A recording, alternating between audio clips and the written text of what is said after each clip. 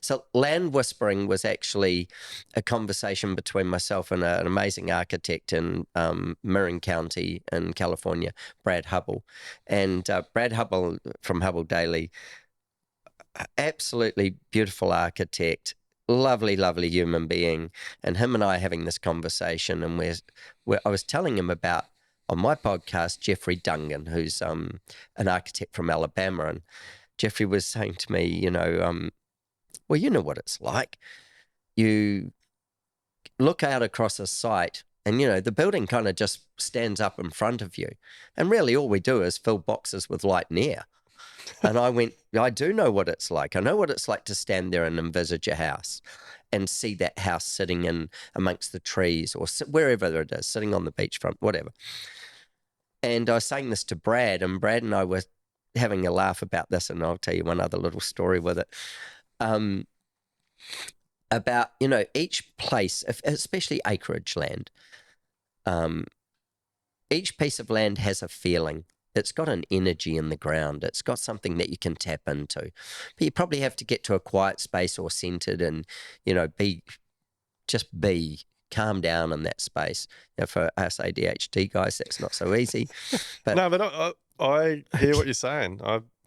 Get to the space where you actually start to tune into what's around, and you're listening to the bird song, and you're looking at how the light comes through the trees, say, and you're looking at how the wind's shifted things, where the waters run, and all these things on the land. And there's places that you just walk over and that isn't a spot that you'd ever consider for a house. And there's other spots that you imagine other things happening in. You're not just looking for a house site. You're looking for an environment, your place making. You've got these boundaries that you can work within. You're looking to make a place of community, connection and security for a family or for whatever it is. We'll go with a family. And one of the other things with that is what's sacred about those spaces. And if we look to what, say, for instance, a space that might give you the most amazing spot to picnic, or to be away from your house, but you see from your house maybe, but it's like a space that just gives a whole nother energy. And this comes back to the story I was telling him at the time. So another good friend of mine, amazing architect out of Austin, Texas, and I won't use his name because the story's pretty funny. I'm talking to him one day about Frank Lloyd Wright, and he goes, and I can use my language. Yeah. I said to him something about Frank Lloyd Wright, and he goes, that Frank Lloyd Wright was an arsehole. And I'm like, mate, he was the bloody top architect of, the last century. And he goes, yeah, but he was an arsehole. And I'm like, what do you mean he was an arsehole? And he goes, oh, well, what an arrogant bastard, da-da-da-da. And I said, tell me more, bring it on, tell me more. And he goes, well, take that falling water house. And I'm like, yeah. And I said, most famous house in the world, and he goes, yeah, exactly. He goes, there's this family, the Craftmans, who used to come up from Pittsburgh and sit on Bear Run Creek, and they used to summer on this rock and swim in the pools and all the rest. That prick put a house on it. And I'm like, as much as I was like, you're pissed off, I go, this is a very valid point. He goes, he's got acres of country there he could have put a house on, and they could have still picnicked on that rock, swam on it, done that every summer. But that arrogant son of a bitch put a house on it. And I'm like, interesting, eh? That's going to get some people talking. Yeah, well, this is when you go back to, is it a sacred spot? Yeah. And is this spot sacred enough that you would preserve it and not put a house on it, but put a house in its proximity so that it became available? And so when you're considering your land and you're feeling for all that energy in the land, look for the sacred spots and what are they sacred for and how would you use them? And it might not be for a house. So I look at that and I go, this is part of our land whispering process. Brad and I got into this conversation about this, and we started talking about different land we'd walked on and the way different land ignites us and the way we see things happen in it. And so we expanded that conversation to quite a few other architects. And there's currently 4 of us around the globe, and we all practice it in a semi-structured process. How to whisper a piece of land, how to get at one with it, look for what it is. You often don't want the client there. You might have had the client there.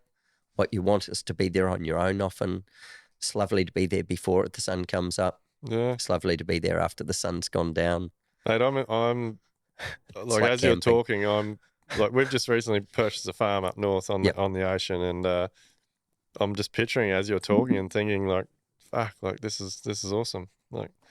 Because and so we've been camping on this spot because it's the one like we just love it's the best it. spot. And we were thinking that's where we would possibly put a house. Yeah, but let's put a house right on that spot. Now you'll consider. Now I'm thinking, shit, we maybe need to, because maybe that spot is for that casualness, for that openness, and for that, maybe it's a fire pit, maybe it's something like that you can still engage the spot before you go and put a bloody dirty house on it. Yeah. That changes the speed wherever it goes forever. Yeah. And like this thing of walking over it and letting yourself feel it and becoming in touch with it and listening, sitting and listening in the morning and listening in the afternoon. It's not a one visit wonder. It's like, it's actually going and digging in and looking what the wind does and seeing when the birds come and where they fly in and out of, where do the, roos go or whatever there is, what other stuff's on the land, how you're honouring all that. Yeah. Because that's our responsibility to the planet. Because whatever we do is going to change it. Whatever we do, and we're going to do something, is going to change it. So how do we have the least impact with what we do to change it? And the most impact for the humans that come into it, and then create this incredible environment. So that's our land whispering process, and we'll do that for even if we're looking at say an original house that's already on something. Is where did the other people make magic outside of that house? What happens? Where's the dynamic, and where does the land allow for that dynamic to happen? So it's I love it. I kind of go, it's a bit of a woo-woo process, but it's not. No, I love it. I think it's fantastic. Yeah, it's a responsibility is the way I see it. I actually feel like, so doing this pack process that we have, I believe it has made me such a better builder. It's made me understand design and architecture a lot more. But I love all this stuff because I feel that so many builders don't, like, they just think they're there to build the house. Yeah, like, pour concrete, put up block, put up brick. Like this stuff just walls. Adds so much more value to everybody. Like when everybody's on the same page and working towards this, and like like, mate, the last 10 minutes of what you've been talking about just resonates so much with me because I actually, like, I know everything is driven by costs, of course, and I know that everyone.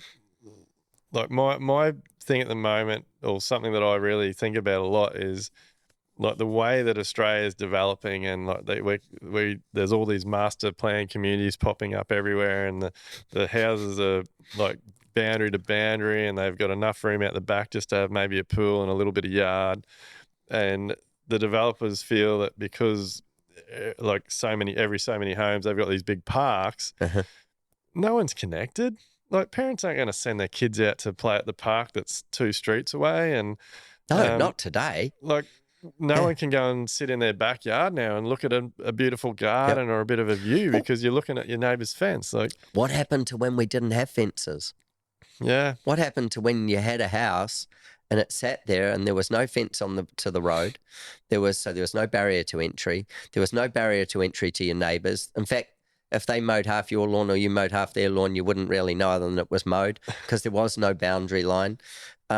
What happened to when we lived like that, where we put up a house and then we got, I don't know whether we got more and more fearful or whether society got sicker and sicker or whether both things happened.